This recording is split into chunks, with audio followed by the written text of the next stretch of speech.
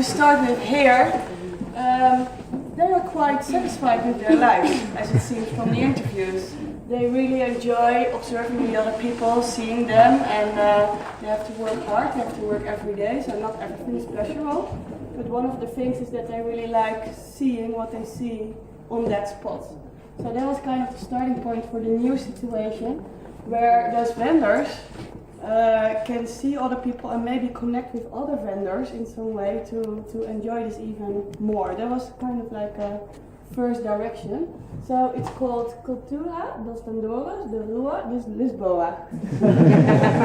Perfect. Yeah? Perfect. Yeah.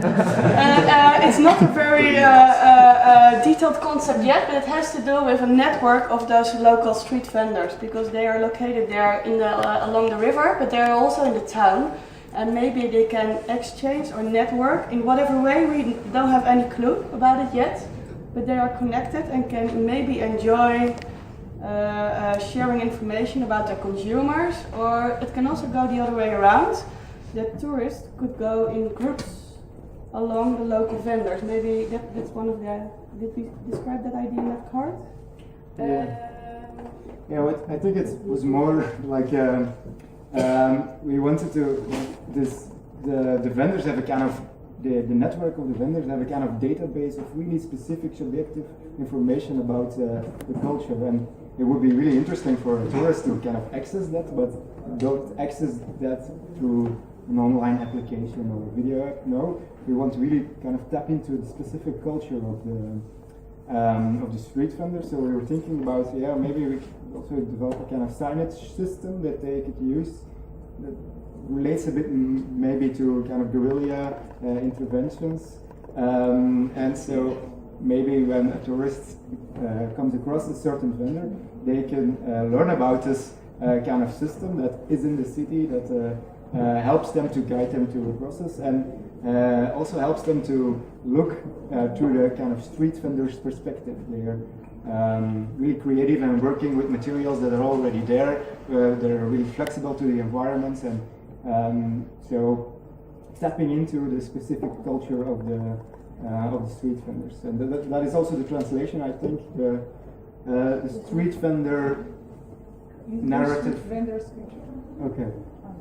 The other. Lisbon street vendors narrative, to get the narrative of the street vendors, okay, and express this. Yeah.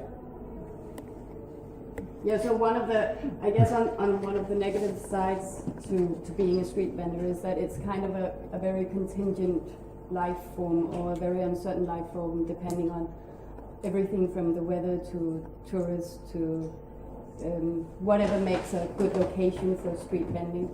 And we wanted to have this sort of very ethnographic approach to it, so improving the business of the street vendor while getting to know them. So learning more about street vending to make that sort of uncertainty, to address that sort of uncertainty that comes with being a street vendor, while also increasing or amplifying what they actually like about their job, which is interacting with people and learning about the world by interacting with their clients or customers.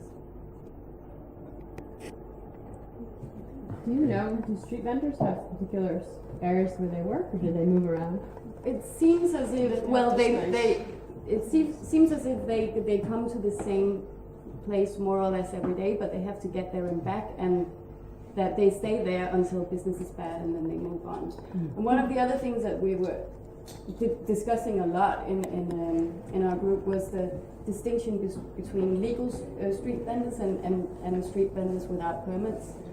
And they have very different needs. The informal street vendors have very different needs from the formal ones. They have to be able to leave quickly. So, and by distinguishing between the two, well, basically, by distinguishing between the two, we are addressing the needs of the formal street vendors and perhaps suggesting that there is or creating a problem with the illegal street vendors. So it's a concern that we have to think about.